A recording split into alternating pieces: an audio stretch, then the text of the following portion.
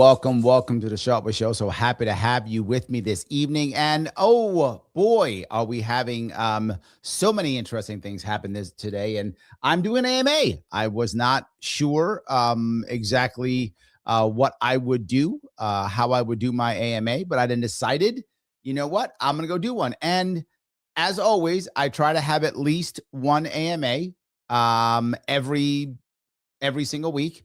That's what the best of my ability. And we're having one again now. So if you guys know it's going to be a good AMA, and it is, click the button known as Lima India Kilo Echo. You know it's going to be good. So just do it. Just stop fighting me. Just do it.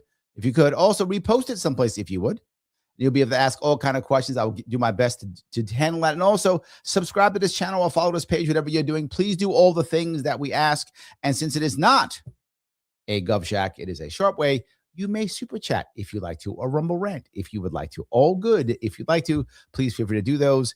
If you want to get your comment or question to the front, if you'd like to do so, that's always good. And last, I always ask you, if you want to become a member, please click that join button. If you would, becoming a member helps out tremendously. $6.99 per month. It's some cash, I know, but it keeps me going while I'm running for office, which I can't make much money while I'm running for office. So my debt load will be less than it was the last time. And it was when I ran in 2018 and I was done running, I was about $100,000 in debt. After 2022, I was about $40,000 in debt. So better.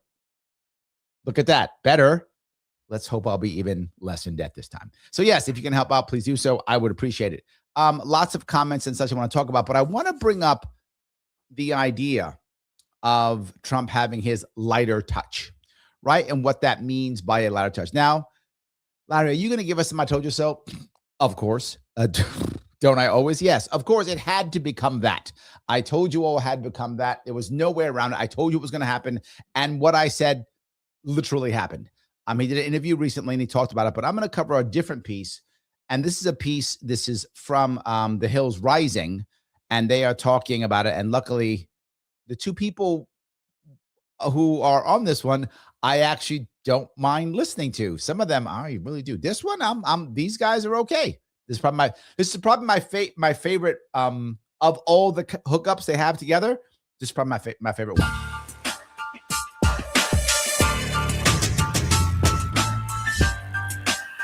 Probably shouldn't get the whole intro back. Good morning and welcome to Rising. We have a great show for you today, as always. Very thrilled to be back with Niall Standage. Niall, good morning. Good morning, Amber. Great to see you. It's been a little while. It has. This is not a bad back and forth. These guys, I'm kind of of all the groups they put together, this is my favorite one. Publicly telling Republican Congressman James Comer, let's stop the games. Plus, former Vice President Kamala Harris's team has relaunched one of its social media accounts with an initial focus on reaching out to Gen Z voters. And meanwhile, the Winter Olympics are getting underway with the opening ceremonies later today in Milan, Italy. But even overseas, we're still seeing controversy over the presence of ice. But first, President Trump raised some eyebrows and even drew some backlash from conservatives in his recent interview with NBC News. Now, again, you've heard me say many times that Trump will make conservatives or people or Republicans angry here or there. Why? He does make deals. I say that all the time. He's done it again. He will make deals, and some of these deals will make Republicans or conservatives angry. Speaking on the recent turmoil in Minnesota following the killings of Renee Good and Alex Pretty, Trump struck a somewhat different tone and appeared to show a measure of regret over how things had unfolded in the state. Take a look at his response when NBC's Tom Yanis asked what he learned from those events in Minneapolis. I learned that maybe we can use a little bit of a softer touch. Now, that right there from Trump is a big deal. That's a big deal. He is very good at projecting strength. That is his strength. Trump projects strength very well. He doesn't always project empathy. In fact, usually he projects empathy very poorly. That's why he doesn't really do it, right? He's good at projecting strength, so he does it. Makes total sense. He's not that good at projecting empathy, generally not, so he doesn't often do it. In this case, he did. Wasn't bad. I'm thinking this is not a bad deal. You got to go here. Just go here and move on. But you still have to be tough. These are criminals. We're dealing with really hard criminals. Trump also said that he's had, quote, great conversations over the phone with Minneapolis Mayor. And this is it. 700 agents being removed from Minnesota. people are saying that they're withdrawing. That's not true. They are drawing down, which you may be happy or unhappy with that. I'm just giving you what's reality. They are not withdrawing. They are drawing down. And the entire idea behind that was you make a deal, we draw down. And Holman went down there, made a deal. Trump has been in there having the conversations, and that's what they're talking about. They've had conversations to draw down. Jacob Fry. This comes as Border Czar Tom Homan announced that 700 federal officers would be removed from the city of Minneapolis. Mayor Fry called that development, quote, a step in the right direction, but he still demanded that the operation in full be stopped in its entirety. But Trump's comments about needing a softer touch were a surprise to many. And Yes. on the right, some showed concern that the president isn't taking as hard of a stance as he should. Here's Florida Congress. This part I'm going to keep saying. Guys, if you're a Republican and you want all the illegal immigrants out, it cannot be done. This is the right move.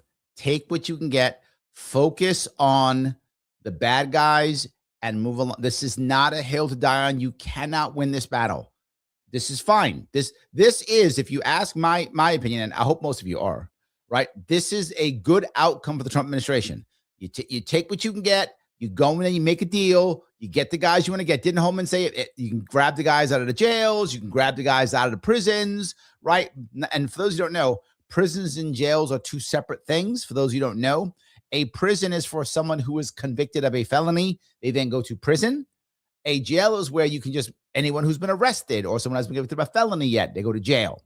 So the Minnesotans have actually agreed to say, you know what? You can go to jails. Prisons is common, jails not so much. So this has happened. Take it as a win, move on. Take it as a win and move on. And Byron Donald speaking with News Nation's Katie Pavlich. I think this is a very dangerous road to go down. I do. The Democrats want ICE to operate like it did under Joe Biden, meaning ICE did nothing. They sat in their offices and they had no actionable authority from the president of the United States to do their duty under. Now, I keep saying this to you guys also. A lot of people go, this is Democrats and Republicans. This was not a Democrat Republican. This was a Biden thing, right? Even he's saying it. It was Biden. This wasn't that bad under Obama. Wasn't that bad under Trump before. Wasn't that bad under Clinton. Wasn't that bad under Bush. None of them. It was horrible under Biden. It was terrible under Biden. The rest wasn't so bad. And even he's saying it. It's the Biden issue. True. Accurate statement. The Constitution. Are there some strategic moves that Tom Homan obviously wants to employ in Minneapolis and things like that? Okay, let's examine that. But nothing can deter the mission of deporting criminal illegal aliens out of the United States. Okay. Now he shifted also, as I've been telling you. They're all shifted now. Right? Now they're saying criminal illegal aliens. If you go back a year ago, they weren't, 6 months ago, they weren't saying that. 3 months ago, they weren't saying that. It was like if you're illegal, you're by default a criminal. So he wouldn't have to say that. Just illegal would be criminal by default. That has changed now. Now it's about the bad guys. Fine. Stop. There are many times when you hear me, so many times when you hear me say, you don't have to. It's not required for you to respond to everything. You can sometimes say nothing. There are times when you can just walk away. And there will be an end to the horror. The wisdom of humongous. You can just walk away. You don't have to jump on this. You can just say nothing. Go, you know what? This is the thing. It's good. Whatever. Move on. But they seem to want to have to virtue signal to their base. It's not required.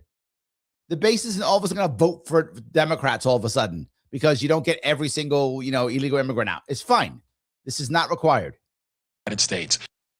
At Thursday's White House press briefing, Secretary Caroline Leavitt clarified the president's comments, saying that the burden is more on local authorities to cooperate with immigration laws. The full context of his answer was that he'd like to see a softer touch, but we are always going to remain tough. That softer touch the president is referring to is that cooperation that is necessary between state and local authorities. Who was talking about cooperation between state and local authorities last year at this time as a word? Oh, right, me. Yes. And when you don't do that, people die. And federal government authorities to ensure that we can continue deporting illegal aliens from our communities. The escalation that we've seen take place in Minnesota is a direct result of the refusal of state and local officials to cooperate with the federal government. She's not wrong, but doesn't matter. She's not wrong, but doesn't matter. This has to be fixed. And with ICE, which has led to these hostile and dangerous environments. And so we don't want that. So I agree with Caroline Levitt's assessment that a lot. So I brought this up because I wanted to chat about that concept. Trump said many things in that interview, and you saw him start to back off with a lot of things. And it's smart. It is smart. Trump has to fall back and somehow unite his base. It is not the right answer to keep fighting like this. It simply isn't. He has to fall back. I've been saying it forever. If he doesn't do it, he is going to struggle.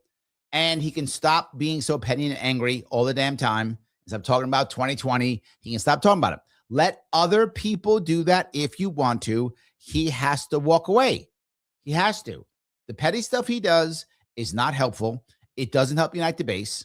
And what it does, you're doubling down on your base. And if you look at all the polling, the Republican base is still behind Trump, right? The Republican base is still behind Trump. The average Republican is not like, oh, I hate Trump now. No, average Republican's like, yeah, still like him. Still. Now, they may be mad on certain things, like some didn't like him saying that. That's true. You will find some of them complain. I think that's true. Some will complain, but they're still behind Trump. Of course. He has his base. The last time I saw some data, it's like 80% of his base. I forgot the last one I saw, but it's in that area. 80% of his base is still behind him. He's good. It is the coalition that he has to work on.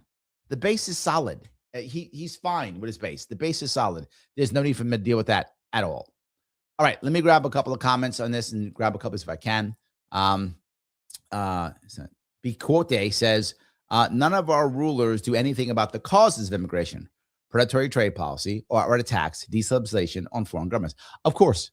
And let me go back to this. There are some people, and this is a big issue that I think in the biggest case, Republicans don't get this.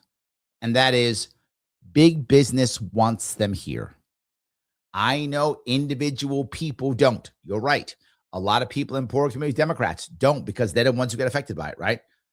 You find, particularly in cities, when the migrants come in, they flow into poor communities and harm the poor communities more than the wealthy communities. So, of course, but the big business wants them. You are correct. So why would they change it?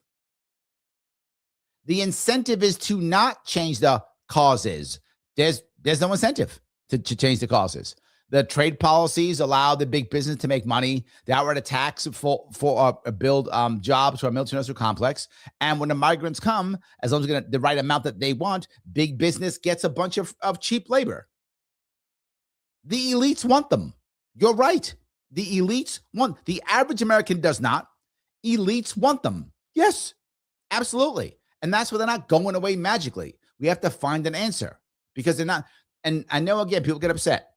But there is no way, zero chance of getting 20 million undocumented migrants out of this. Never. And here's the number one reason why. First off, it's physically impossible. Even if it were possible, the elites would stop it because they want them. That's why they're here in the first place. Now, this is why prior to Biden, it was actually relatively easy to be a sanctuary city. Why? Because you got guys like Obama, the first Trump, his first term, I should say, Bush, Clinton, the elder Bush, at the border, stopping them.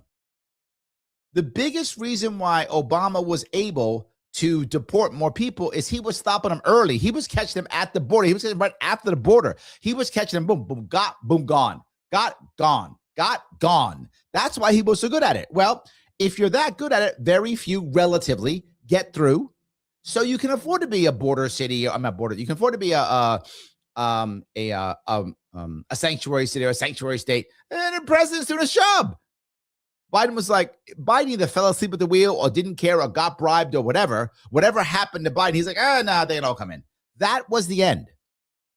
That was the end. Now, my gut tells me big business said, okay, we got two problems. And I've been saying it before, and I think it's still true. Two problems. Problem one, I got 10 million young American men who have checked out of the workforce. They're done. They don't want relationships. They don't want jobs, nothing. We have been telling our young men for 30 years that going into the trades is stupid. Yeah, obviously, it's not. We've been pushing them into college so we can get the government to keep getting them college loans to make money for the big business and the big banks. So we're screwing over them. So we're not putting them into trades. And we got AI now wiping out jobs too. So someone got to take these jobs. Someone got to do these jobs. All right, Biden, we need about 10 million more. Let him in. And Biden went, all right. Or the people around him didn't. He had no idea. He was, who knows what he knows, whatever.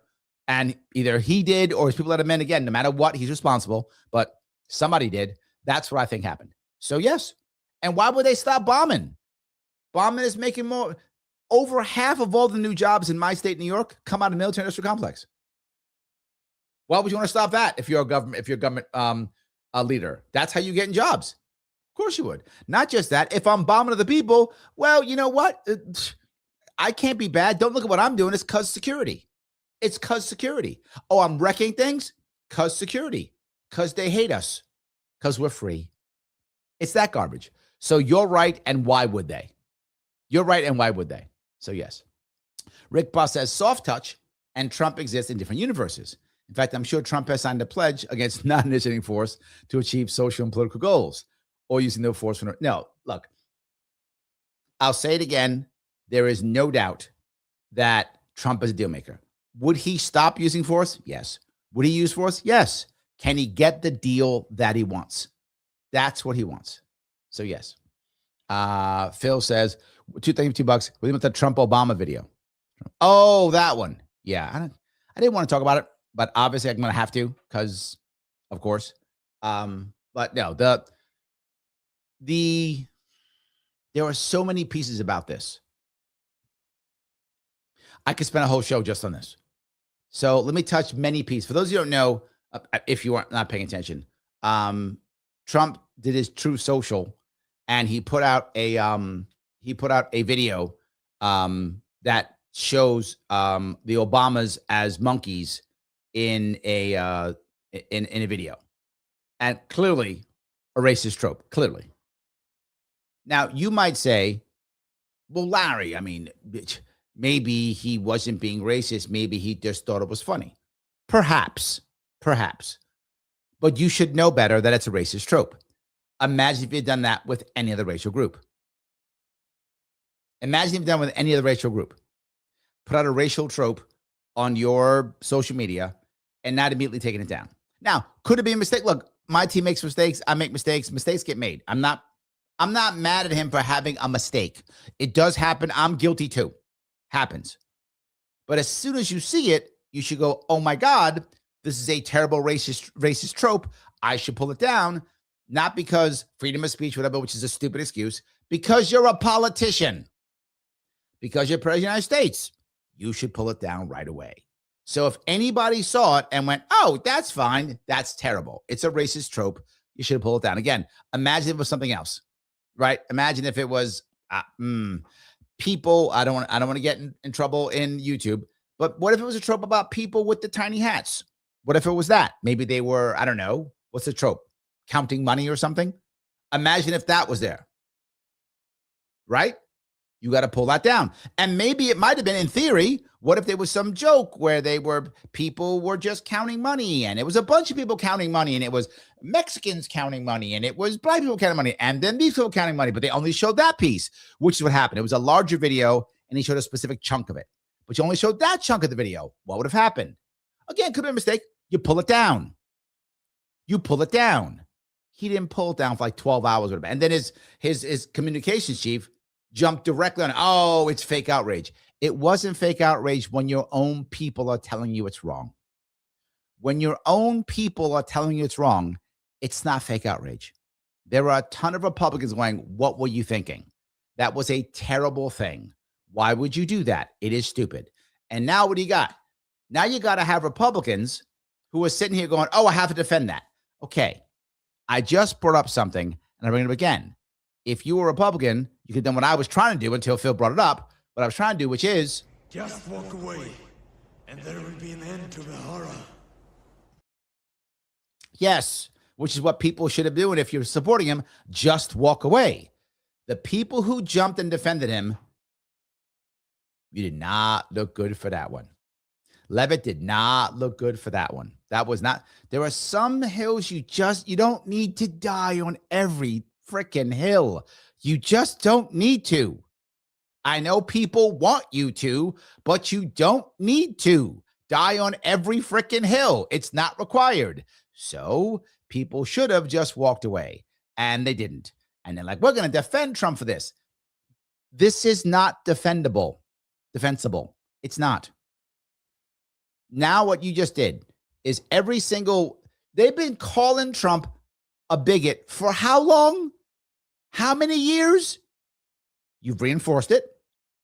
You've had other people who now defend him, who now they're reinforced as bigots. You just made that happen too. And you can tell me, Larry, it's unfair. It's politics. What are you doing? You know better. This isn't some guy who made a mistake on his Twitter account. You get mad at me all you want. Should know better. Your team should know better. You should know better. This is going to be seen negatively. It's not. And here's the worst part. Does it actually affect Trump to be forward? Not really. It doesn't. Republicans still love him. They're still going to vote for him. It's not going to change. What does it do? It made everyone who had to defend him feel terrible. That's what it did. He harmed his followers. He's not harmed. The people aren't going to all of a sudden go, oh my, the people who hate Trump already thought he was racist. So they don't all of a sudden go, my God, I used to love Trump, but now he did this and now I'm not. That's not that happened for nobody. That happened for nobody. But what happened is the people who supported him, the silly ones defended him. They should have just said nothing. Or then a smart thing was something which many of them did go, this is bad, take it down. And they did. Lots did. Lots of them did. Right? Lawler here in New York said, this is bad, take it down. Bob Lonsbury, this is bad, take it down. When your own supporters tell you to take it down, take it down. So I hope that makes sense. If that's clear, what should have happened? He should have done it. It was dumb. Yeah, I don't know what else I'm going to say about it. Yeah. So anyway, let me see. Let me grab some more of these if I can. Lulu, thank you for $10. People are too comfortable. Suffrage makes change. Society is changing to anarchy. The rat race isn't it? Homesteads, small communities, small tribes are coming. Have skill sets and use your hands, less minds. I think you absolutely see an increase in homesteading and small communities. That's true. You see an increase. I don't think we're there yet. Not yet. But I think we are on the way. I see it everywhere. I see people getting out of rat race. And here's the good and the bad of it, lunatic. The AI push and all the people getting fired, what many people are saying is there's no jobs coming back at the moment. There may be some coming soon. I don't know. But right now, there's none. This year and next year are going to be tough years for a lot of people. Those people aren't going to be comfortable anymore, my friend. So I think you're right. It's changing. The bad part is it's painful. And that sucks for people. And people, because of our completely horrible, almost useless in many cases, education system, they're not ready for it. To your point, they don't have the skills. They're not ready for it. They're not ready for this. But they're going to have to be. Because they're going to have to get out of a rat race. Because there's not going to be a rat race to be in. And for some people, it's going to be hard. You can find people in big business, entrepreneurship, and government. And that's it. The rest is going away. You're seeing it. So I think you are correct. I hate that it's going to be so harsh. I wish it wasn't going to be so harsh. But whether I wish that or not doesn't matter. I think it's still going to happen either way. So, yes. All righty. Let me grab some more of these. Hold on. Is there anybody here that I want to grab here? Where was I? All right. Michael says I'm aggressive as drilling yet. That's fine. You could do that. That's not a bad thing. That's not a racist trope. Lots of people put on gorilla suits. That's fine. So, yeah. Okay. I covered that one. Where am I here? Okay. Andrew says, now that post in question was discussing. It was 100%. Yes, it was. And again, when your own people are telling you that, if it was just like, I don't know, if you're Trump and it's some crazy lefty, or if you're whatever, Hochul and it's some hardcore righty, maybe ignore him. I could see that maybe. But when your own people, yeah, right? when it's your own people. And the other piece is, why didn't somebody see that? Why didn't somebody in his team go, dude, what are you doing? What are you doing? Right? What's going on here? So that piece is another piece I think that shows. Yeah. So, all right, let me grab some more comments in general. I covered that one. I covered Rick here. Let me walk down here. All righty. Let's see here. Yeah, John says, even Trump is a slave to the migrant industrial complex. I think they all are. Your point's a valid one. I think they all are. Right? The big businesses want it absolutely. They absolutely want it. So, yes. All right. Who is Tallarico? Am I supposed to know who that person is? I'm running for office and I get stuff, then I can't remember everything. I apologize. I don't know who he is. So maybe, let me look. This is a pain. A lot of you guys always, you know stuff, so you assume I know stuff. James Tallarico. Okay. Did he just win something? I don't know. Maybe. I'm going to go no because I don't know who the fuck he is. So I'm going to go no. Maybe, but my answer is no. I don't know who he is. I don't know. Don't know. John says the left honestly should be anti-illegal immigration, taking low-wage, low-skill jobs, under-the-table jobs because they undercut many union jobs. They used to be, John. That was true. If you go back 50 years ago, the Democrats were anti-immigration. Remember, Trump gave not Trump. Reagan. Reagan gave amnesty. You go back 50 years, you're right. 50 years ago, Democrats were anti-immigration. It was Republicans who wanted open borders. That was back in the day. Don't forget, Reagan, back in the 80s, gave amnesty. It has completely swapped. You are right. Absolutely correct. Yes. All right. Let's see here. Okay, John knows who Tellerico. Did I miss something? Okay, I have to spend more time online. I don't have enough time online. I got to spend more time online. Okay. D says some of these Ed Galerian supporters and stupid Trump saying that what he said about Massey at the prayer breakfast really has me in a funk. Now Kalshi predicts has woke Eddie gaining. Thoughts? Yeah, I don't think Thomas Massey's in trouble at all. I don't. I could be wrong, but I don't see it. At the moment, I don't see it. The Thomas Massey is still popular because he's the only one doing it. If there was a bunch of them, maybe. But most of the money is going towards him. He gets a lot of the press. He gets a lot of everything. So, yeah, I do think that he's okay. But if he isn't, I will look. But I think he's doing just fine. I think he's still going to win. If I'm wrong, which is very rare, but if I'm wrong and Massey loses this thing, the damage that will be done to the Republican Party, I think, will be incalculable. I'm not joking. It will, if that were to happen, I don't see it happening.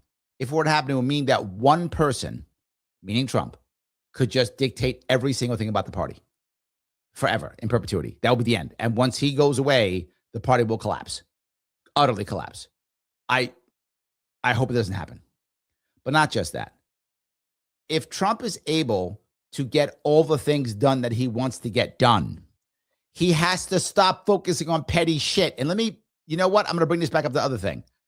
That video, was petty shit again. Why? Trump, stop. There were bigger things. This reminds me back in 2020, the amount of people that I was walking through New York who didn't like Biden, but they just couldn't vote for Trump. And I would ask them, how come? Why? What's your thing? Right? What's your thing? They would tell all the same thing every time. I wish somebody would take his phone away. They didn't like the mean tweets. They hated the mean tweets. They hated the dumb tweets. They hated them. They thought it was petty and stupid. Now, by 2024, they didn't care anymore. They hated Biden so much. They're like, fine, we'll take mean tweets. We will take mean tweets. But now they have Trump again. And now they're tired of the stupid tweets again. And now the truce. It's petty. People in this country are struggling. People in this country are worried and scared. From what you tell me, there's 1,000 people outside the country trying to kill us every damn day. Stop being so petty. Why are you worried about the 2020 election? Why are you worried about freaking putting up a post about Obama's as monkeys? Stop it. I feel it. It bothers me. It's petty bullshit. It has to go away. And stop messing with Thomas Massey. Why must they die on hills that mean nothing? I get Republicans being so angry. And I get they want a virtue signal. I get it. Libertarians, we are the worst of all the virtue signalers. There's none worse than libertarians. We are the utterly worst. No matter, we're worse than the left. We virtue signal the worst than anybody. We're the worst. Right behind us is Democrats or progressives. They were right behind us. And then Republicans. They do it too. This virtue signaling stuff is dumb. It's not helpful unless it's the only option. Why would you virtue signal? He's the president of the United States. Stop virtue signaling. Get work done. This pettiness drives me crazy. And if he wasn't petty, there wouldn't be this stupid video out that makes his people have to now defend him. There wouldn't be a stupid video out that will make people go, oh, see, I told you he was racist. That wouldn't exist. This is a self-inflicted wound because of pettiness. Now, I get it. I want to be petty too, D. I feel it. I'm human. When people make me angry, I want to be petty back. I feel it. And sometimes I have to not do it. Sometimes you have to not be petty. Sometimes you just have to. Just walk away, and there will be an end to the horror. Sometimes you must listen to the wisdom of humongous. That's all I keep saying. This is one of the most used ones I've ever used ever. Thank you for that, D. I appreciate it. So, loan thanks for the $5. Gold is the highest, silver's down, bullion is king. Beware of plated scams. Tighten up resources, become okay with self-defense. Yes. Okay, guys, I'm glad he brings this up. Look, plated scams are an issue. Things aren't always gold-plated, silver-plated. He's correct. That is an issue. Be worried about that. When it comes to resources, he's also correct. But what I don't want, and you heard him say it earlier, and he's right, but people can be confused by this. I want to be very clear on this. Being concerned about your family and your homestead is important, but don't ignore your community. Self-defense is important, but you by yourself, no matter how cool and awesome you are nowhere near as strong as you with a community, right? You are far stronger with a community, people who all have, to his point, self-defense, resources. You are far stronger with a community than you are by yourself. So be stronger, be smarter. Don't just grow yourself, but also grow your community. It matters tremendously. In the long run, it is what's going to save us. Government's not going to save us in the long run. And you individually are not going to save us in the long run. Communities in the long run is what's going to save us. So thank you for that, Lunatic. I appreciate that. All right. I'll walk down some of these if I can. All right. I think I covered that one already. Trying to cover these to the best of my ability. All righty. Got that piece. Kate says, hello. Okay, how you doing? Just back from the gym. Taking you all in the shower with me. Okay, you getting all spicy on us, Kate. Okay, you're getting spicy. I got you. That's fine. Whatever it takes. So, Brana, I was a self-employed landscaper for many years. When help was needed, I hired illegals. Know why? Because it didn't piss away the money I offered them on government. Nice. True. You're right. You are right. Look, the reality of it is lots of people I know hire illegals. Lots of them do. I agree. And so we have to fix things to where things are better. If we didn't have people having such high taxes and everything so expensive, we wouldn't care. D says, Larry, I did a super chat today on Mark K's podcast. I think we're getting closer to getting you on his show to talk about the New York governor campaign, which, as a reminder, is a separate entity from the Sharpe podcast. True. Yes. I hope he says yes. That would be nice. Yes. Michael says, it's interesting how Republicans shift blame on Democrats when they're in charge, but then Democrats do the same thing when they're in charge, and the rhetoric says the same until the situation demands. Yeah, they keep swapping it constantly. That's true. It's always someone else's fault. Always. Right? So, look, Bronner is talking about immigration and illegals. There's an actual interesting conversation about that from an immigrant who is absolutely closed borders. That's what he is.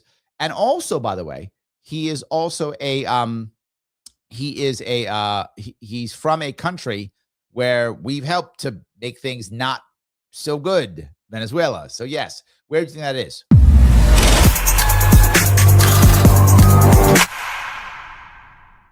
You knew it was civil. It's always civil. So yes, it is civil. And if you want to, you can come check out this interesting one on Dad Saves America. It is an immigrant against open borders with Daniel DiMartino. And if you know, he's been on my show before. I've interviewed him more than once. We did a panel together at Freedom Fest 1 year. Then I interviewed him a second year. Then I had him on my show on a panel another year. So many times I've had him here. Daniel DiMartino, welcome to Dad Saves America. Thank you. So we have a lot to talk about. You are an immigrant from Venezuela. Yes. And you are doing some really important work that, frankly, as a father who so much of what we do on Dad Saves America is talk about how to educate our kids. Yep. And our kids, our education system is so woefully inadequate when it comes to talking about the actual horrors of the 21st century and ideas and regimes that have put people into bondage. And you have. So the piece I want to bring up here is every aspect that we talk about, Daniel can touch a specific way. What do I mean by that? Oh, our foreign policy trashes people. Venezuela, he's from that.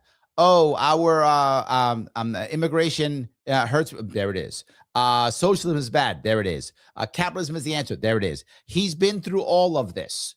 So his conversations, whether you agree with him or not, his conversations are always savvy, smart. They come from the heart.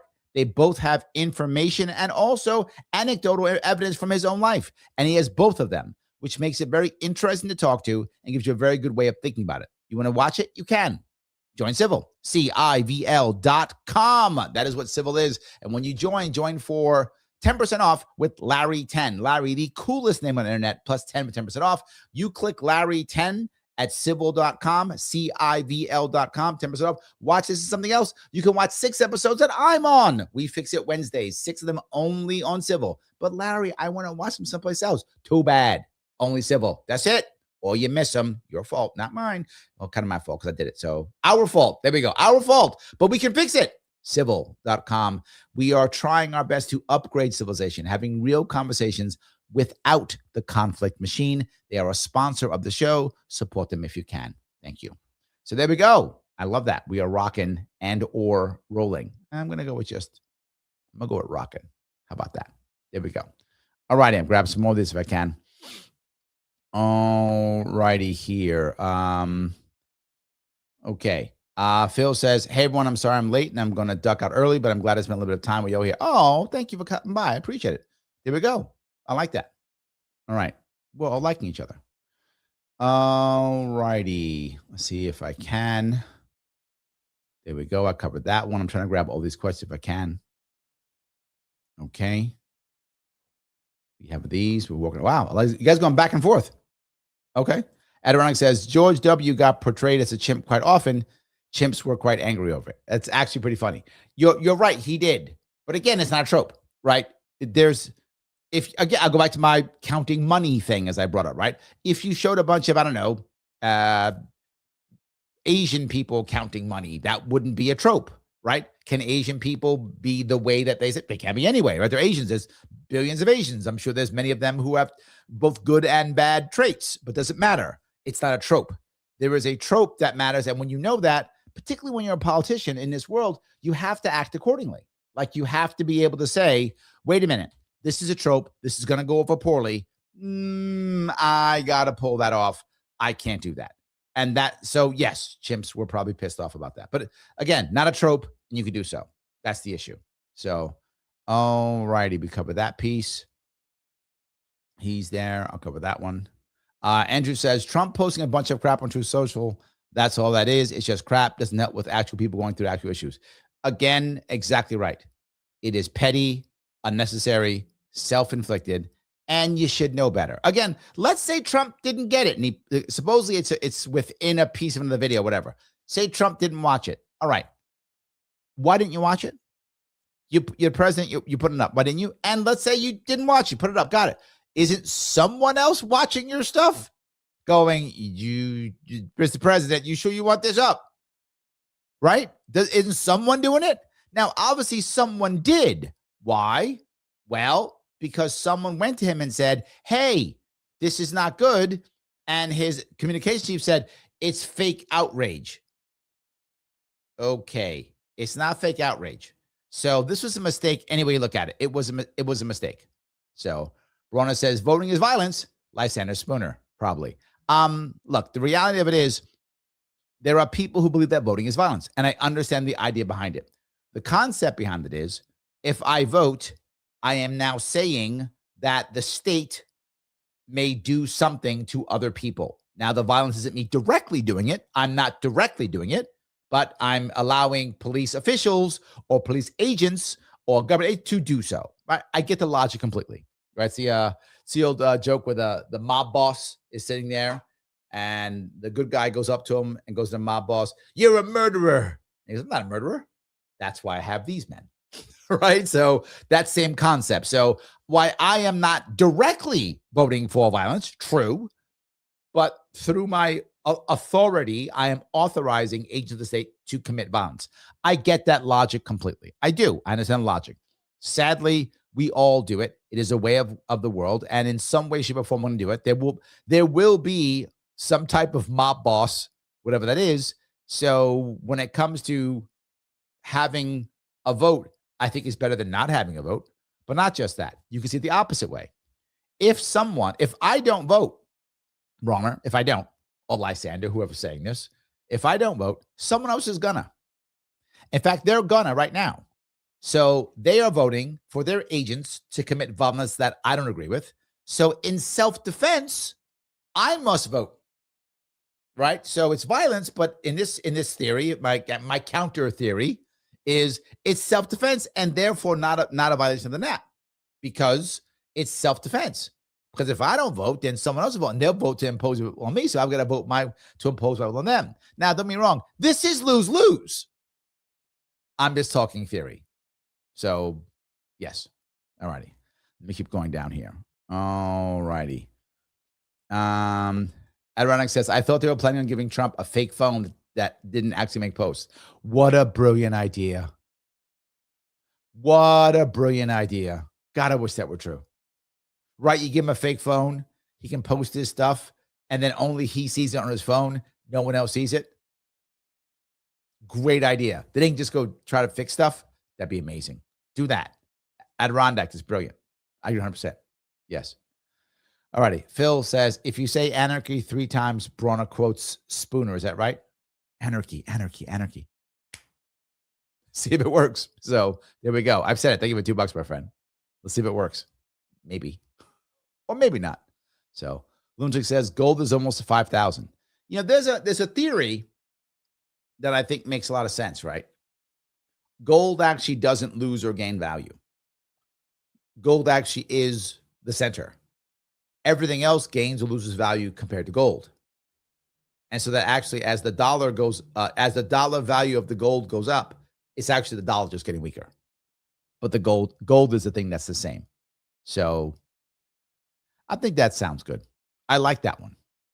So yes. All righty.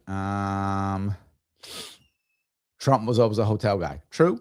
Phil goes, it was good to hear Larry and Teresa Reddit this morning. Yes, I was on the Bob Lonsberry show this morning and this afternoon, 2 separate times. Once out of Syracuse and once out of Rochester. Absolutely. Out of each of them. 100%. Bobby says he could be doing such outlandish things just to create distraction while other events are happening or about to happen, looming a conflict in Iran and the Middle East. Peanuts is the man behind the curtain. You know, I think that's true. I think that could be. Right? I think that could be true. I hope not, because it seems mean. And that sounds silly, but there are other ways of doing that. But maybe. And the problem with that is, if that's true, Bobby, he's actually harming the people who are supposed to be supporting him, because now they have to defend this.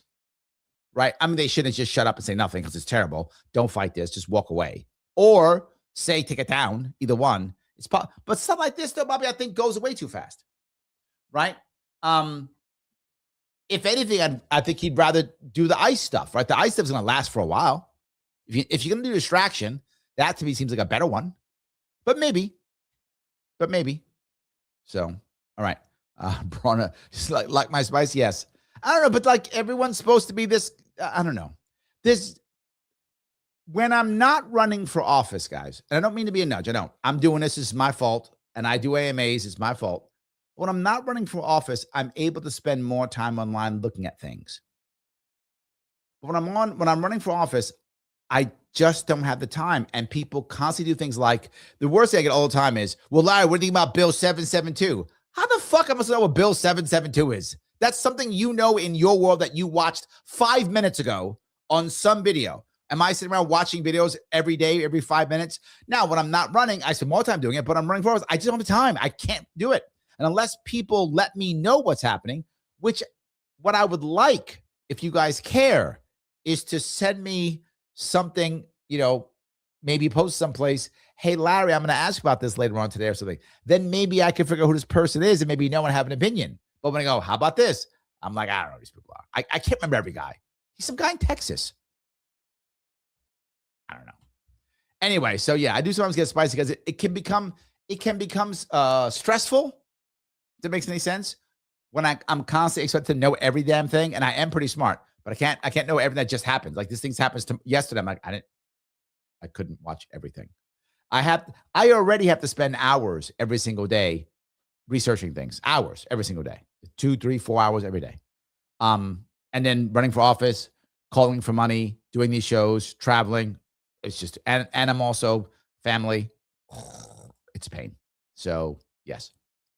Anyway, Lunatic, thank you for $20, my friend. I speak for individual responsibility and accountability.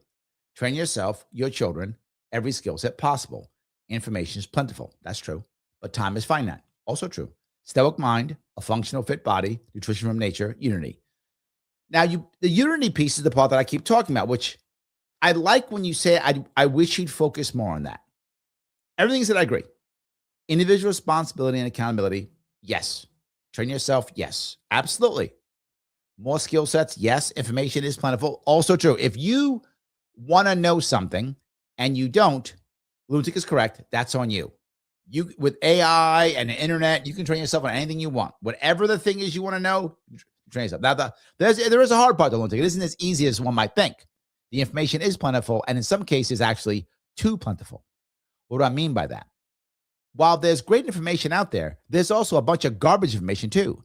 So how do you curate what's real from what's garbage? Not so easy. That becomes a lot more challenging, right? If I'm trying to achieve X or Y or Z, I got 70 people telling me they can do this when they can't. I got people trying to get me to pay money for this thing, right? When maybe I should or shouldn't. Or in some cases, maybe paying this one guy is the right guy to pay. Maybe. How do I know? Becomes very challenging. So while time is finite, how much time can I spend on any given thing that I have to learn? It becomes challenging, which is why community. Maybe I don't have to know everything about all this part if I can have my neighbor know about all this stuff. Maybe I don't have to know about this part because I have my other neighbor know about these things. I think it's true. The stoic mind is good, but we are still humans. And we still like emotion. And we like to feel connected. I've said more than once, stoicism is probably one of my problems. I'm not as stoic as I probably should be. I say spicy stuff when people give me names. So I'm not as stoic as I should be. True. Guilty as charged, my friend. And could I be more? Maybe. But I'm not sure I need to be. I like being empathetic. I like connecting with people. I like being able to have that kind of, sometimes people aren't ready for me to be emotional, which I kind of like. So I do have a functional fit body. It's true. I do. Got the guns. Well, not guns, but anyway. Nutrition from nature. You know me. I'm keto. And I eat my food as rare as possible. Unity is what I'm going to hit you again. Lunatic, you are correct. Unity. It is more important. While it is important for us to individually be important, but also others within our community. It all matters together. You are stronger with the community than you are without.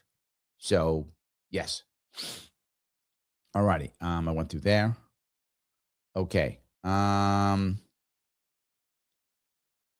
Let's see here. Mastermind says, I hope the president after Trump actually brings Epstein to justice. If this doesn't come out, when does it?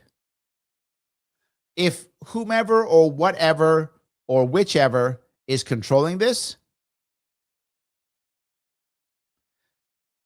does it just go away with the next president? Next president is they're gonna have the same stuff over the next president, I assume. I hope you're right, and I'd like to.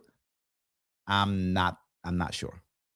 Andrew, thank you for $2. What are your thoughts about voter ID? Voter ID, the whole concept drives me crazy.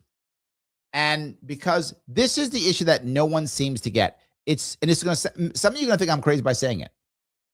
It's a messaging issue. Yes. To lunatic, stoicism here is what fails. This is an emotional issue, Andrea. That's what this is an emotional issue. Why? There are still Americans alive to this day who remember when the system used voter ID to keep black people from voting. That those people are still alive. You go, but Larry, that was 40 years, for 60 years, 70 years, whatever. I know logically, don't be an asshole. I know. I'm aware of it. I just said it's an emotional issue. I just said that. It is emotional, not logical. And people are throwing logical arguments at an emotional problem. And that's why it fails. So stop doing it and stop being a jerk about it. Let me explain.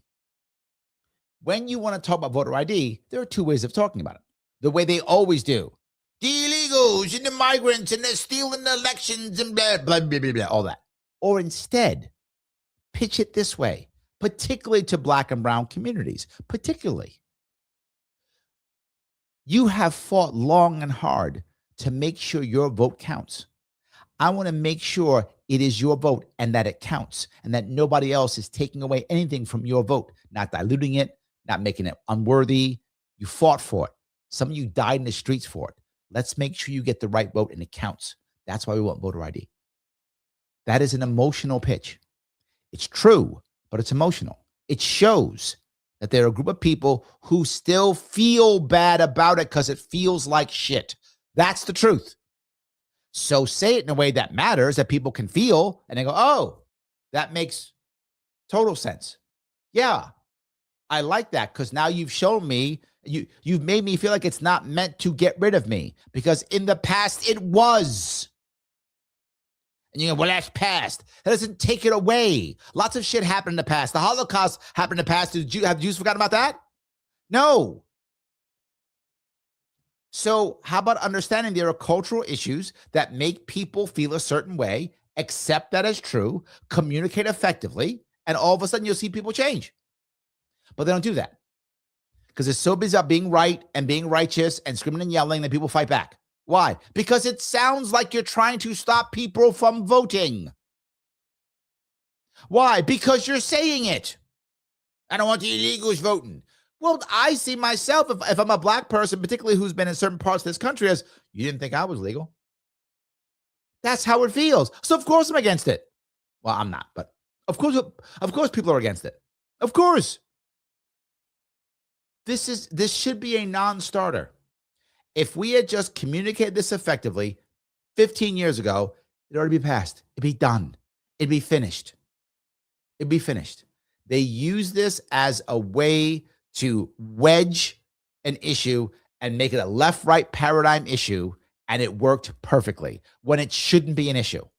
This should be nothing, but it works great as, see, Republicans are racist, and it works perfectly. And Republicans, their communication, as I tell you all the time, Democratic rhetoric is very often better. I know Republicans get mad when I say it, but it's often true. Democrats have better rhetoric. It sounds good. We're getting free buses, and it's puppies, and we love people, and it's rainbows. Sounds great. It does. And people go, but does it work? That's logical again. This is politics. That's not how it works. And it was never how it works. And you should probably figure that shit out by now. Rhetoric matters. Free buses worked. Mamdani's mayor. Rhetoric works. I'm sorry, but I know I got a little bit of, you guys get me all spicy again. That's your fault, Andrea. But yes, it does matter. This should be a non-starter, and sadly it is. But it should be a non-starter. So, all right. Where am I here? Let me walk down here if I can. Okay. All right. We grabbed that one already. Grab some more of these. Adirong says, if Trump was in the Navy, he'd be the chief petty officer. Ooh. Nicely done. D says, at least Thomas Massey's getting a lot of people in Congress and coming out of the woodwork with support too. Yes, absolutely. Cage says, it's all planned. It's all for distraction and division. People can never be united. Can't convince me otherwise. Well, I'm trying my best. I'm trying my best to make, I want to make you wrong. Cage, I'm going to try to make you wrong. I'm going to try to make you wrong. I hope next year I'm like, see, you were wrong. I was right. We did it. I'm going to try. Ronald says, I honestly don't get the libertarians being the worst virtue signalers. The infighting within the LP on who is the true libertarian does crack me up, though. That's what I mean. Oh, guaranteed. Guaranteed. Right? Democrats and Republicans will break up here or there. They'll do that. Republicans are the least virtue signal, but they will virtue signal too, but the least. Democrats are also like the perfect example of Democrats is having like the land acknowledgement, right? Just total virtue signaling. They're not going to do anything, change anything about it. Doesn't mean anything, but oh, I feel good. I'm virtuous. See how good I am. They do that a lot, right? Do a lot. Libertarians, no matter what, if I were to say, and this has actually happened to me. This has literally happened to me, Bronner. I'm trying to explain how to make cannabis legal in New York State years ago, probably 8 years ago.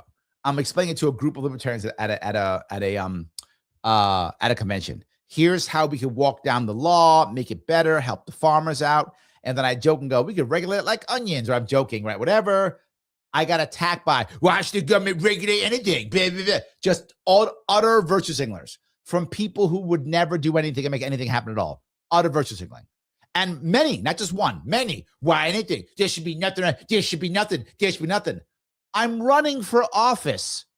I have to have policies, you morons. Policy can't be, policy, if I want to be taken seriously, policy can't be get rid of it all. That's not a policy if you want to be taken seriously. But they don't want to be taken seriously. They want to virtue signal. That is my point. And that is like 90% of libertarians. They just want a virtue signal. If I give them an actual policy, it's never good enough. If I say this, not good enough. Why? Because it's got to be all. If I explain, here's how we wean people off of it. No, why do I have it at all? Okay. That's why they're the worst. They are the worst. Libertarians are the worst. Democrats are behind them, and then Republicans. And one of the reasons why is most libertarians never can't even imagine ever winning anything. They can't imagine winning something. So if you can't imagine winning anything, what would you do? A virtue signal, which actually does make sense, Bronner, to be forward. You know, when I vote for libertarians, I very often know they're not going to win, but I want a virtue signal because that's all I got. And when it's all you got, I understand virtue signaling. When it's all you have, I understand virtue signaling. And usually that's all we have. But then I'm running saying, no, I got something. The habit is no, it doesn't matter. So virtue signal, because nothing matters. We're never going to win. Let's virtue signal. That is embedded in a lot of Libertarian Party culture. That's it. Libertarian Party was built on activism. And don't get me wrong, if you're an activist, you should virtue signal. You're an activist. That makes total sense. Right? Activists are supposed to virtue signal. They're supposed to do the right thing. They're supposed to get out there and show people the way. Of course, they're activists. They're supposed to, do things to get people to notice and to care and to recognize. That's their job, and we need them too. I'm not dissing activists. We need them. They're critically important. But once you shift into candidate mode, you probably don't want to be an activist anymore. Now, in theory, but anyway, hope that makes sense at least. As I say, libertarians losing elections and winning arguments for 50 years, which is true. All right. Okay. So, in any case, Adirong says, ever listen to Don Petty and the Heartbreakers? Nice. Little Frog says, Trump has been taking criticism for just saying Obama's a monkeys. Having said that all but guarantee. Oh, okay. Trump has been taking just criticism for saying the Obamas are monkeys. Having said that, I all but guarantee Massey wins. Oh, okay. Got it. Two separate things. Got it. Yes. Yeah. I mean, again, if he made a mistake, pull it down, say you're sorry. It was a staffer, whatever. I don't think it was a staffer at all. And that's just a blatant lie. I think it was a staffer. Because if it was a staffer, why didn't Levitt say that? Why didn't you go, oh, it was a staffer, we screwed up. You don't have to fire a staffer. I'm not into firing. You can tell a staffer, hey, you made a mistake, don't do it again, whatever, move on. It's fine. Made a mistake, right? Whatever, that's fine. You don't have to fire a staffer. But say, hey, it was a staffer. We discipline them. They know what they did wrong, and that's that. We'll move on from there. Shouldn't have done it. Sorry about that. Fine. I made mistakes too, but he's not, and that's the worst part. I'm glad you think Messi is going to win. I agree with you. I think it's a thing. I think it's true. So yeah, I'm looking over at Instagram, and Cody says everything that can be an issue will be an issue. Why cure a problem when you can get rich arguing for 10 years? And there it is. And there it is. 100% true. Right there. There it is. Okay. All righty. Let's see here. Pepperoni is over on Rumble. He says, I got a letter today to verify my $100 donation to Irish. Oh, thank you. Yes. Thank you for that. I appreciate it. Okay. D says, it's called quality control when looking at all the social media getting published. Yes. Look, you can make an error. I keep saying this. I'm not mad that it went up if someone made a mistake. Maybe, supposedly it was embedded in like a longer video and the thing popped up. Maybe someone wasn't paying attention. Maybe it's possible. Whatever. Could have happened. Maybe it could have happened. Fine. But once you see it, go, dude, this shouldn't be there. Take it down. Say, whoops, made a mistake. Take it down. And it's over.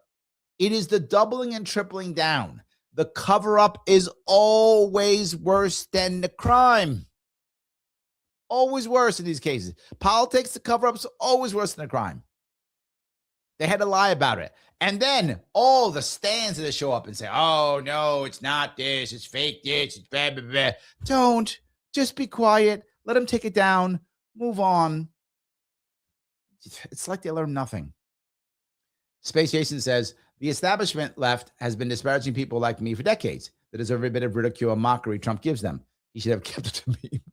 Okay, no, but that's okay. If you're attacking the establishment left, Space, I agree with you. I do.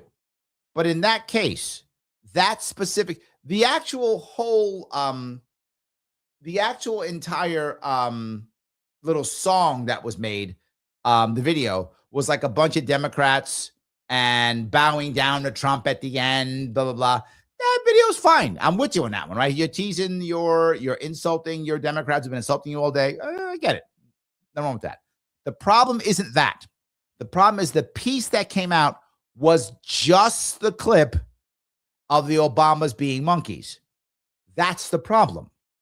If it was just the whole thing, different. And then even with the whole thing, whoever made it should have recognized. You probably shouldn't have made. Why didn't you make them the giraffes or something, right? There was for those of you the whole video, there was a bunch of animals in it. It wasn't just that. It was a bunch of animals in it, right? You probably should have made him the turtle or something. I made him the whatever.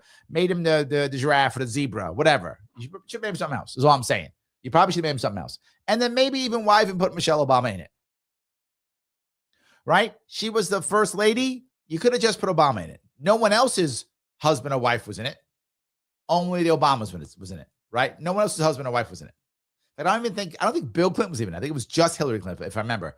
Only Hillary Clinton. So that was only a couple in it too. So again, poorly done.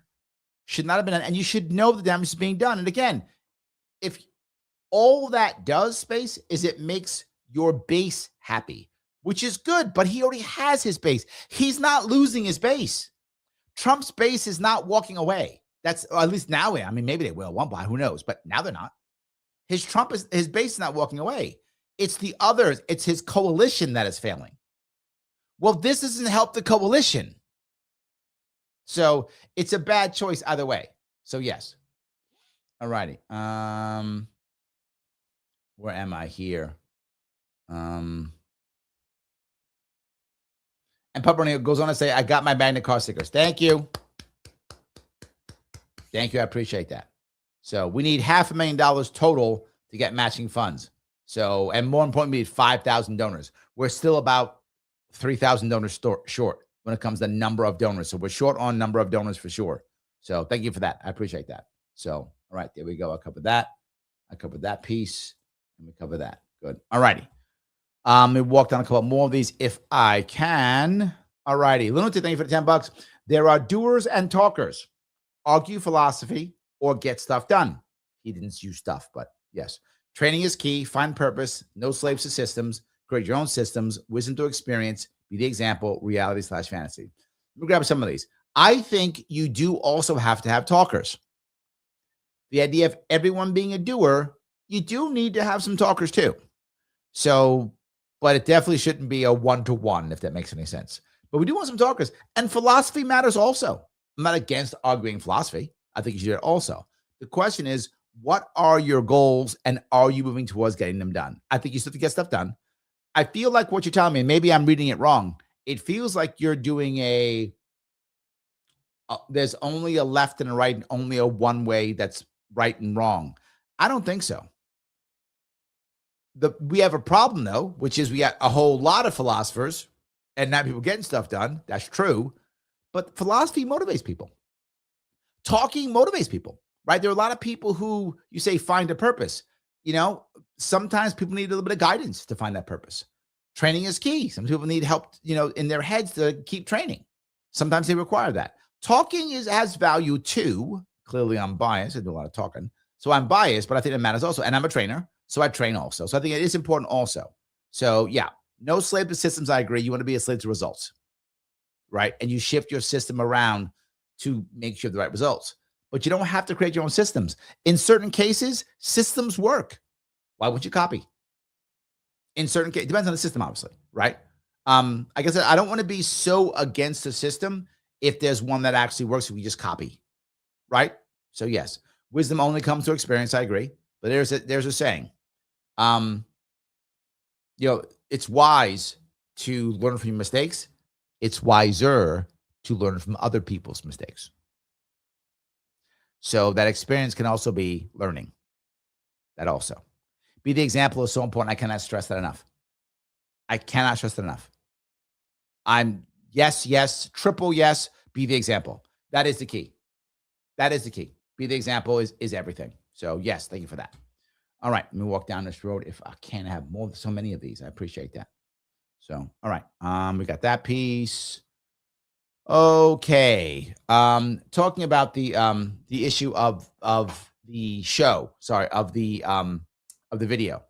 Look, the reality of it is people are emotional, and they deal with race and ethnic background as their background tells them to. Right? I mean, it's who we are.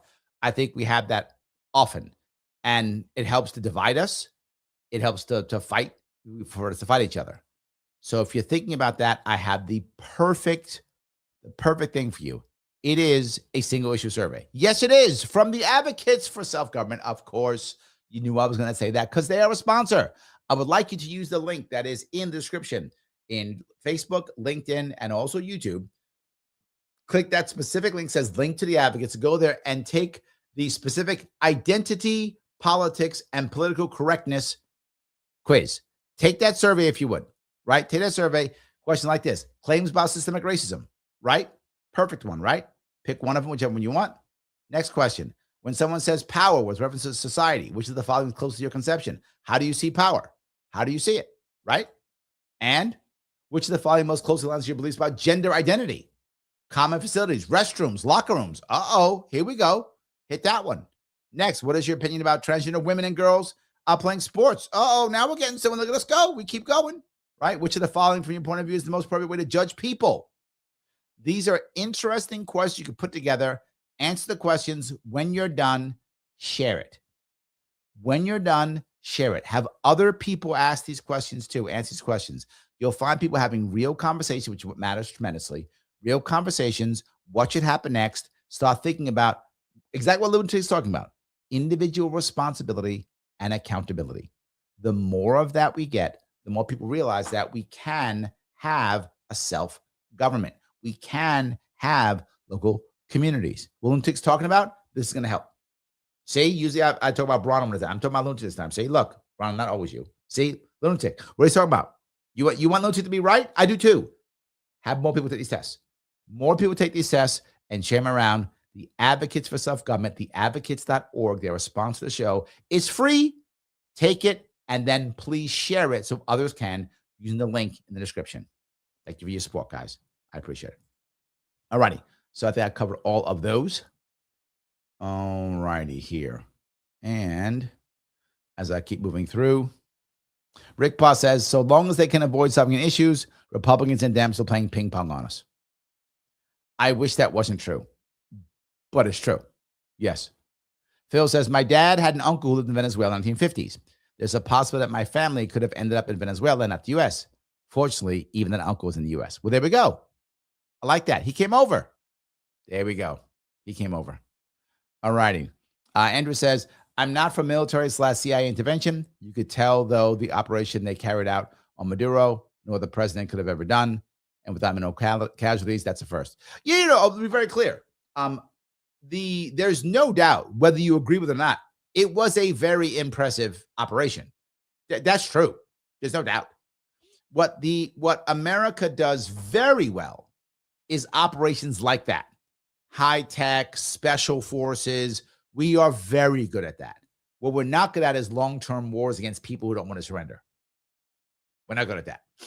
So, yeah, we're not good at that. But that stuff we're great at. We're totally great. I agree completely. Very impressive. I don't know if any other military could do something that good, right? Without really making. Could another military have taken him out?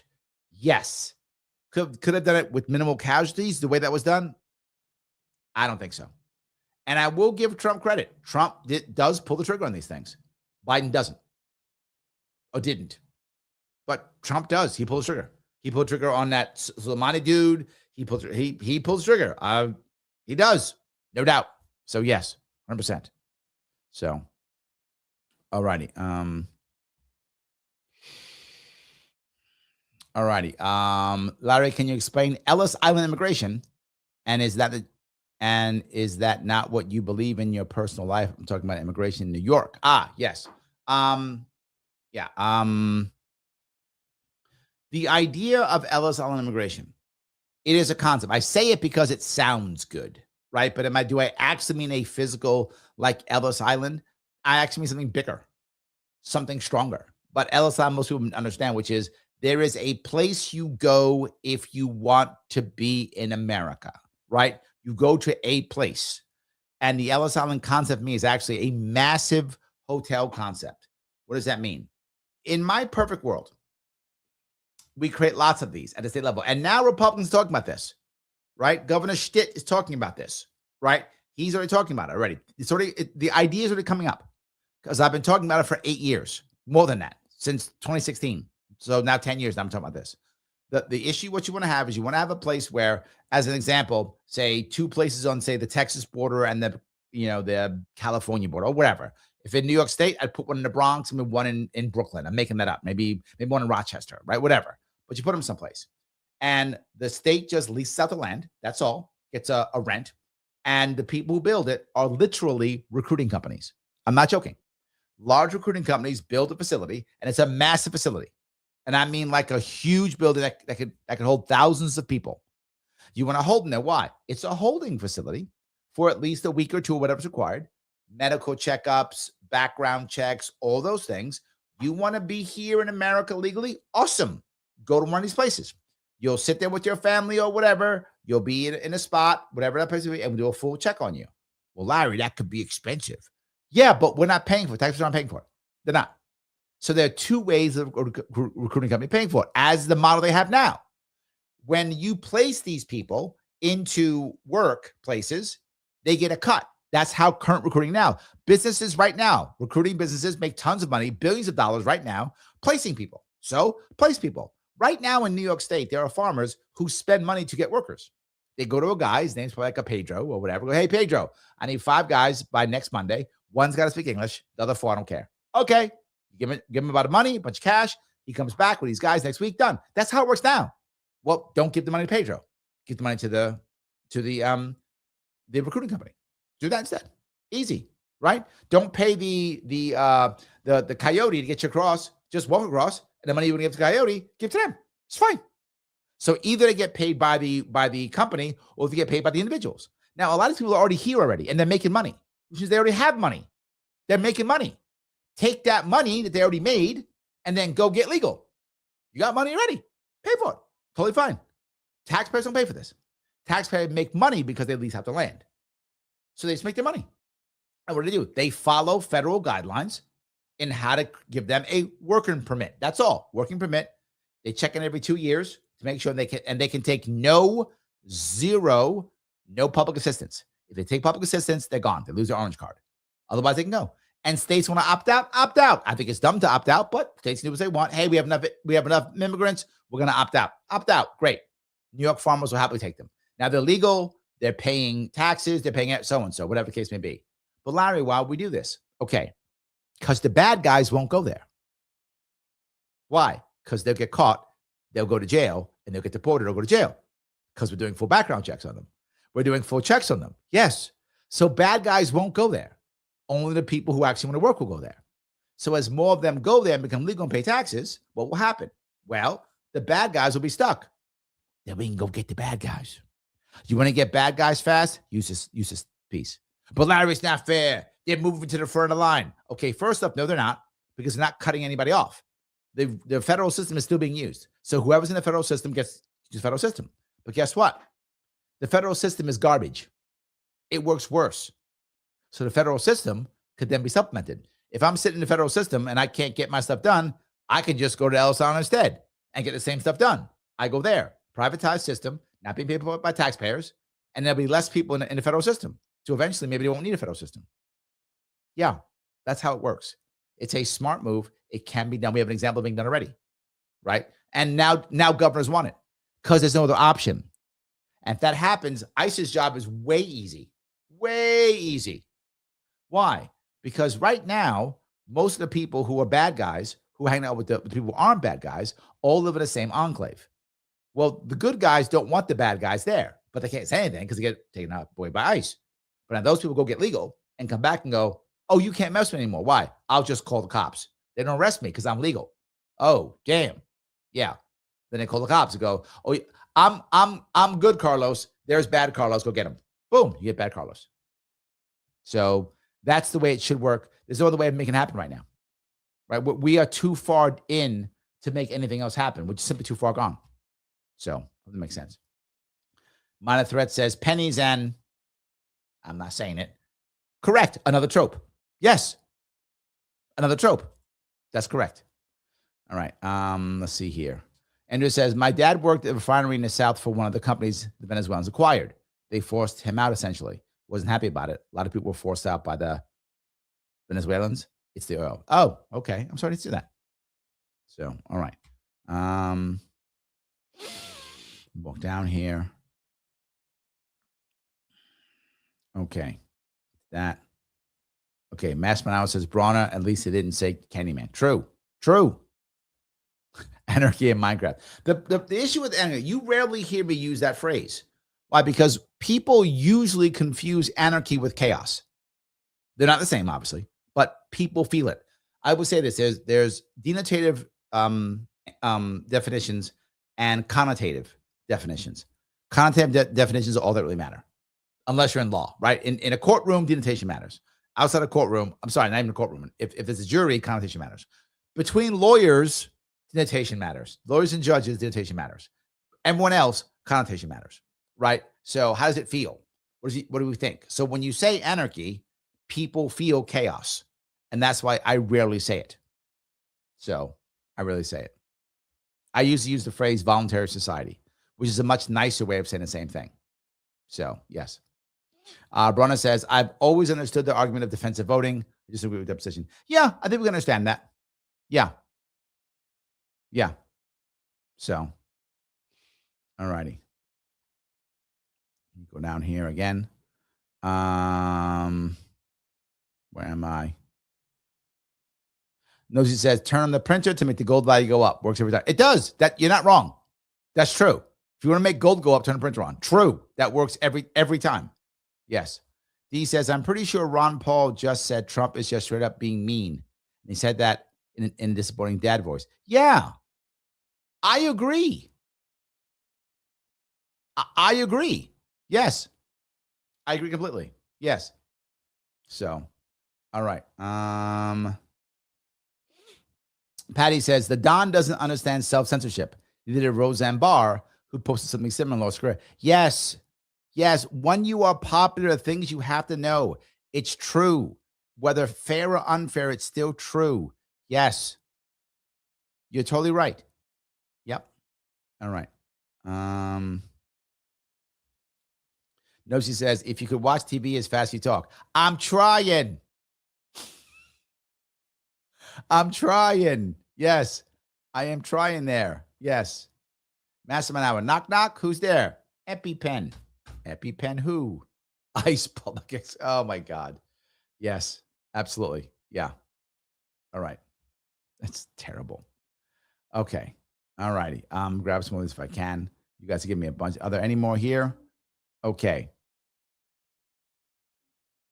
All right. Kay John says, are you going to have the chat as advisors when you're gov? To be very full with you, Cage, I'm not going to stop doing shows. I actually got the idea of the Gov Shack, believe it or not, and some of you know this, from Rudy Giuliani. Mayor Giuliani did it back in the 90s.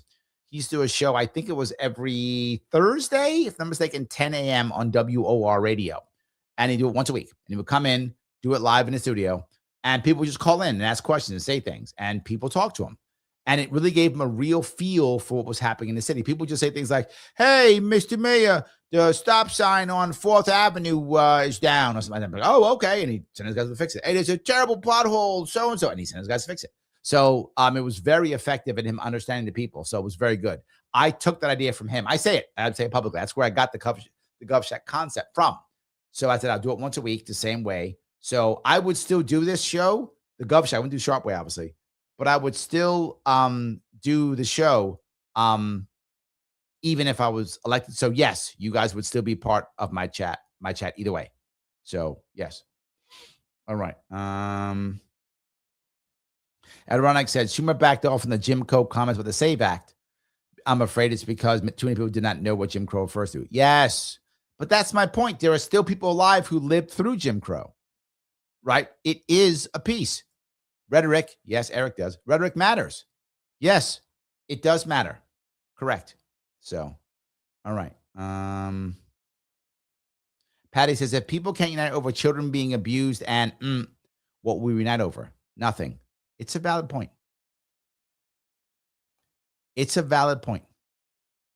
I agree. Superman says, virtue signals are all about perfect being the enemy of the good. Yes. Very rarely will cold turkey solutions work without reversals if people aren't ready. Thank you for that, Super Weapons, right? If I just yell and scream, that's it. Whatever. You must do it. You tell me no, right? If I told you, Super Weapons, you better watch this movie, whatever movie I make up. You better. You're stupid if you don't. What's wrong with you? You're like, I'm never watching that movie. Why? Because I told you. But if I instead said, hey, I think this movie's a great movie. Why don't you watch it? You might enjoy it. You might watch the movie. But the second I force you, you don't want to watch it. I completely agree. You can only push the American people so far. At one point, they say no.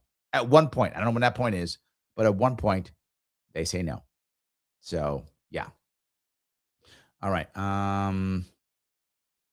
Let's see here. Strayer says, Neville Roy Singham is suspected of funding protests. Okay. It's not about what is written on the protest sign. It's about dividing us. Is there something that can be done about this at the state level? Ooh, interesting point.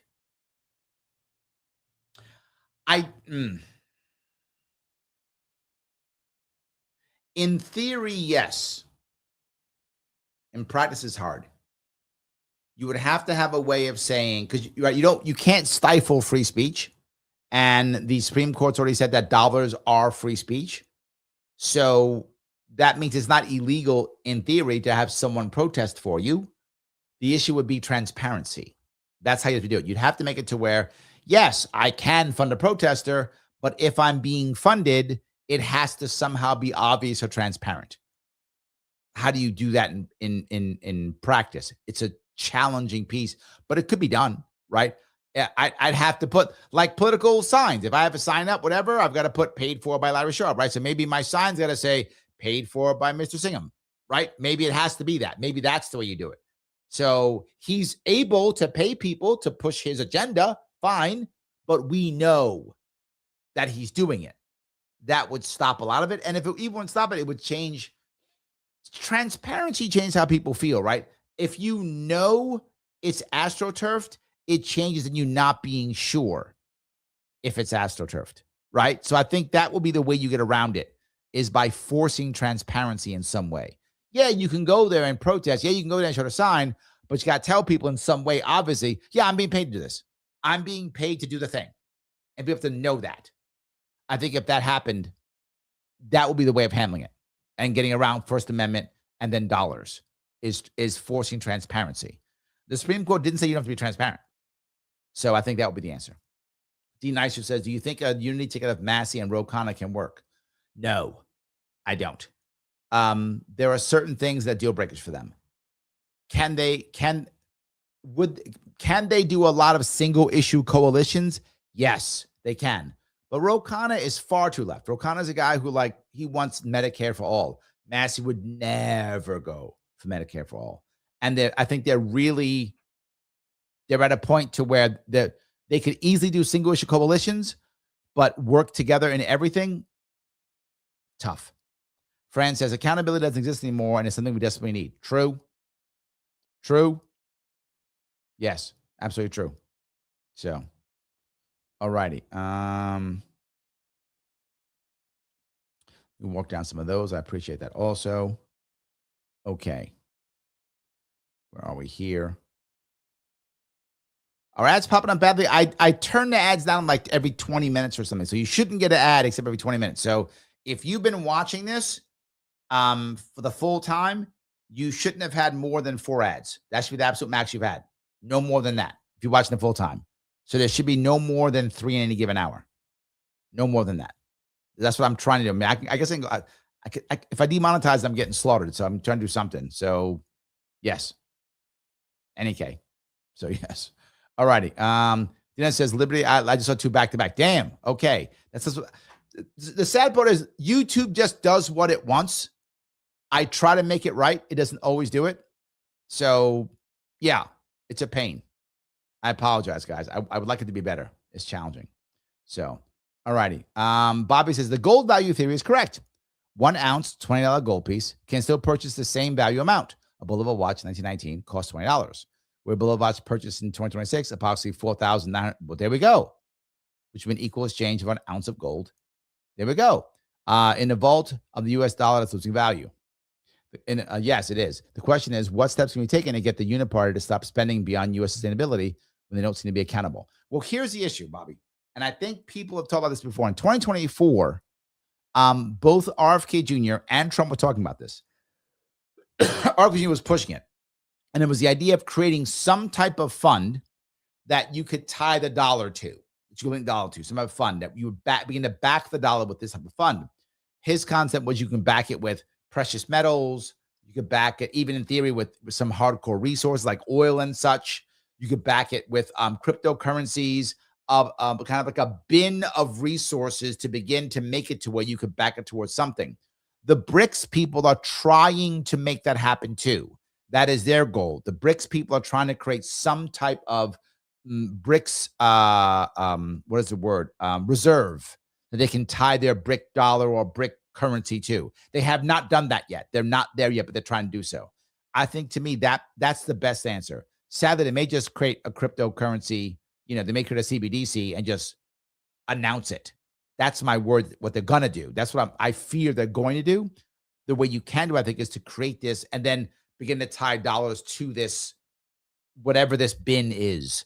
The problem is knowing what to make the bin is hard. How to make the bin is hard. And Trump gave up on it. RFK Jr. was still on it. RFK Jr. was talking about making a sovereign fund. So maybe that's the answer. You create a sovereign fund and then tie it to a sovereign fund, perhaps. So maybe that's the answer. Fran says the Maduro operation was extremely efficient. I don't agree with that at all. Agreed. Look, I want to make sure we understand. You can still say credit where credit is due. Yes. So, Suburban says, Larry, can you elaborate on why crime is based on proximity and not economic status? Did I say that? I said crime was based upon black markets. right? The more black markets you have, the more crime you have. That's the most important thing. Now, there is value to proximity, meaning that we are social creatures. I was talking to, you hear me always complaining to Lunatic about this. We are social creatures. And if people around you don't think crime is a bad thing, you are more likely to commit crimes. And so there's that also, right? That's proximity also, right? If just because somebody's poor doesn't make them a criminal. But if people are poor, and then his second piece that happens, and this is the difference between community and government.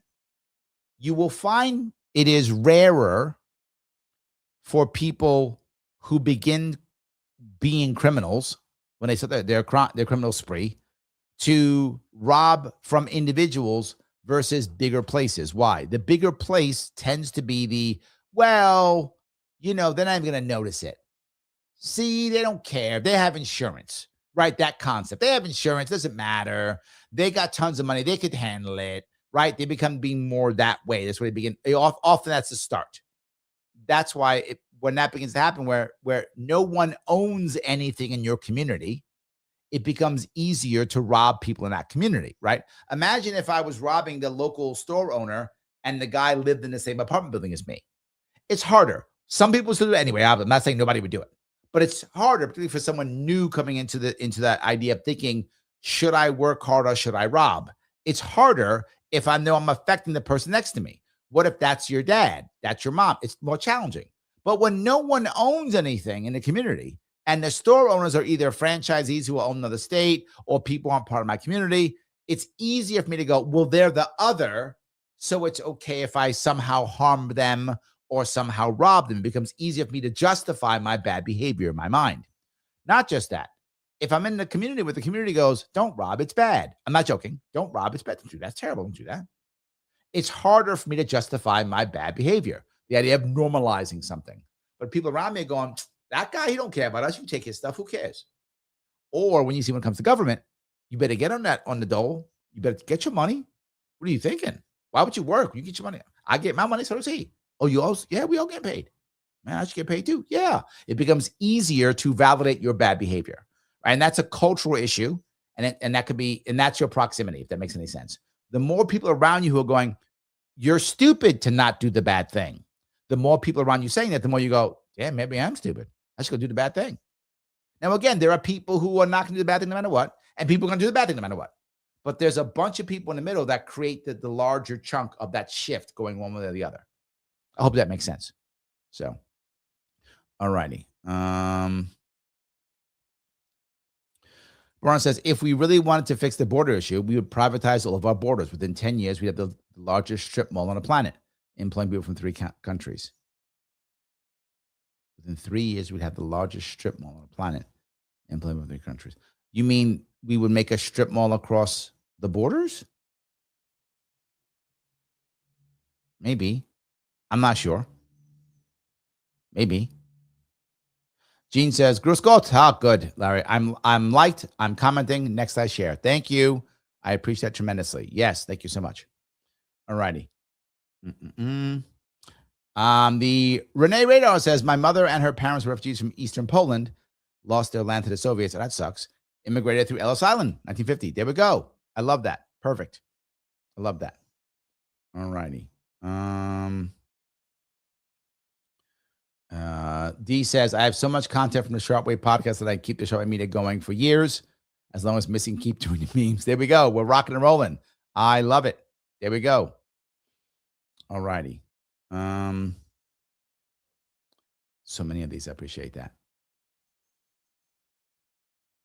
Massimo says, YouTube is lying to you. I think you're right, because people are saying this. And I am clicking the right buttons, right? You should, when I do the GovShack, I demonetize it. There should be no videos on no ads on GovShack, but YouTube decides it's going to put videos, and I don't get paid. So there's no video. They'll do their own commercials. I don't get paid because I demonetize it on purpose. It is for my campaign. So it's unethical for me to take money from that because it's a campaign. So I don't get any money from that. So I demonetize it.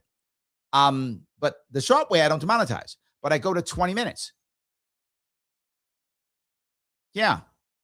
So Mastermind says Larry's singling out black markets, but in a way, every economic system encourages crime.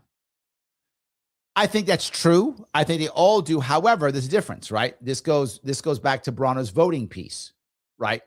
And the voting piece becomes we vote to decide who controls cops and courts. So you will have less crime, generally speaking, and less violence, generally speaking, if you have a fair cops and court system. So if you don't have that, then the only way I can enforce my contracts, the only way I can enforce my intellectual property, the only way I can enforce my borders or territory is through violence, right? That's it. My reputation is what does it. You don't come and sell in my territory, or you don't copy my stuff, because you know my reputation is violent. My people will come over and be violent against you. You don't want that, so you don't do it. But if we have a decent courts and cop system that we all agree upon, again, the better and that system is, the less crime you're going to have. I think you're right. I don't think you ever stop crime. But I think you do create a system that if you have the fairer your cops and courts are, I think the less crime you will have. And when I say cops and courts, that includes laws, right? Fairer the laws are. Many of our laws, aren't always fair, clearly, and our cops and courts aren't always fair. But the fairer our laws, cops, and courts are, the less crime you will have, because people will be able to compete effectively. And if it works well, it is in the best interest of people to think long-term and to not punish people short-term. That is, they've done this before. I forgot the name of the test they've done, but it's a test where they, short versus long-term. And over time, the best way to play the game is to have a middle ground of usually playing middle ground term, kind of long term, but a little bit short term here or there. That's the best way of doing it. And people overall, when all things being the same, they will spend more time thinking that way. So that's what I think. Hope that makes sense. All righty. Let's see here. All righty. Shreya says both parties are talking about this. I agree, but I think they're making money on it, dude. This is the point. The point you bring up. They're enjoying the back and forth. They're enjoying the back and forth. Yes.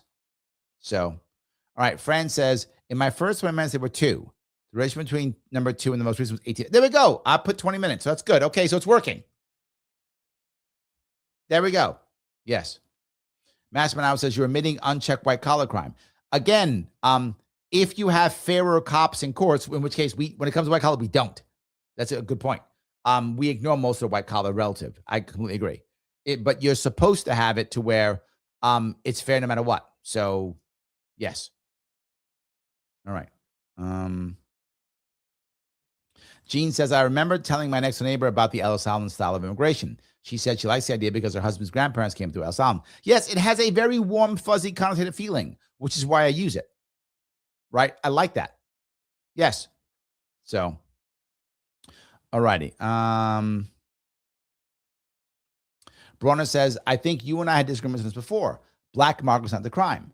The laws create the black market to begin with. Free markets. Okay. All right. So let me walk down this road. If there was no system, and Nosy says, is there any system in this country that's really fair, Larry? That's a great question. I don't know. I haven't thought about that. There is no way we can have a truly fair system because it would be subjective either way. The question is it fair compared to others? Right? That's the issue. So am I comparing myself, say, to my courts and cops compared to Chinese courts and cops? Is America's system fairer compared to that? Yes. Fairer. But is it truly fair? No. In the current American system, if you cannot afford to write a check for 6 figures and you are accused of a crime, you're guilty. Doesn't matter if you did it or not, you're guilty. If you can write a check for 6 figures or more, you can get a fair trial. You can in America, you can. Writing a check for 6 figures or more in China, maybe. Maybe. Depends on what you did. So we are fairer, is what I would say. So yes. But back to Bronner. What I would say is the law. What if you remove the word law and put instead rules, right?